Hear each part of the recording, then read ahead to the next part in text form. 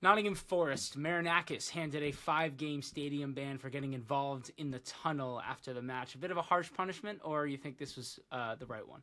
Well, look, this comes on the back of we discussed of his £750,000 fine for a tweet, which was a pretty expensive tweet. My bad one only cost me £10,000, so that wasn't too bad compared to that. 5 game stadium ban. Look, I'm not a fan of the FA and their sanctioning brigade. I've said before, I think they impose ridiculous sanctions. I don't think this is the right thing to do. Knowing Marinakis and his fiery personality, I wouldn't be surprised if he actually turns up and goes to a game and just sees what they could do about it. Um, we'll see if he wants to test that or not. Or this time he may just decide to cooperate. But he's certainly got it within him. I know as a personality to challenge them again. And I think with Forest sitting, I think they're eighth in the table as we talked this morning, which they will really get them, really happy and positive just now. He may feel like flexing his muscles and poking the FA in the eye again. So, and you know what? I wouldn't blame him. But I hope that, because he's a personality, he's supporting his club, he's doing what he feels is best. And I think there's got to be more leeway given. And, 5 game ban, I think is ridiculous. £750,000 is ridiculous. If these were two things were in normal civil day-to-day life, the law would never get anywhere near those sort of penalties. And the FA have got to get back in their box with these sort of things and these sort of what I think are really wrong in terms of the scale of punishments for what are minor transgressions. Do you think the FA would be, have fewer issues with these clubs if they were to be a little bit more calm in their decision making and not so reactionary? And it almost looks like they're reaching for headlines of punishments to show clubs that they have the power, and the clubs are almost backfiring and rebelling against that. You're absolutely right, and I think it's time to have a rethink and be perhaps a bit more creative about some of the sanctions that could be taken on people that obviously, if there have to be rules, we understand that and respect for the rules. But there must be other more creative ways that we can try and do this rather than actually, saying you can't go to a stadium that you actually own. I mean, physically, he owns that land, so there's no reason why he should not go into that stadium. And I'd like to see the legal challenge around that.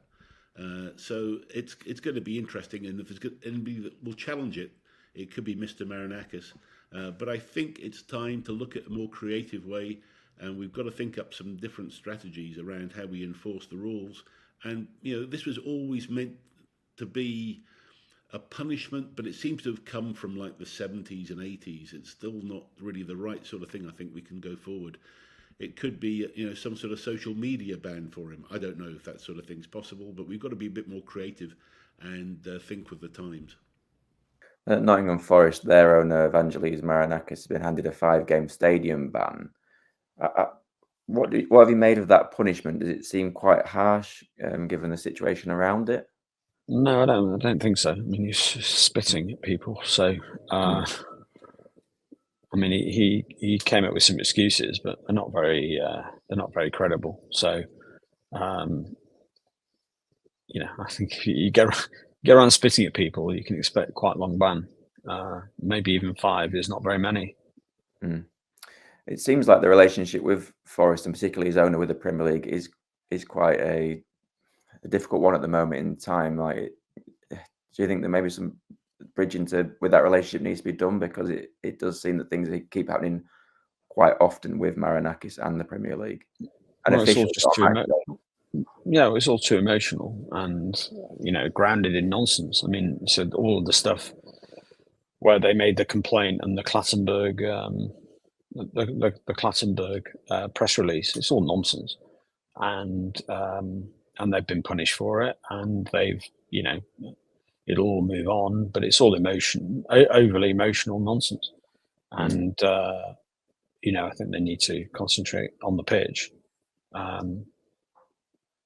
There's no conspiracy. If anything, it was a mistake. So what would you want to do? I mean, it was a big mistake, but in that Liverpool game, but what can you do? I mean, I don't even know if the Liverpool game was the one that triggered the big issue, but you know, we know mistakes happen. It doesn't mean there's a conspiracy. As much as people like to try and make one out, there is no conspiracy, and the usual problem is just an element of mistake or incompetence, unfortunately.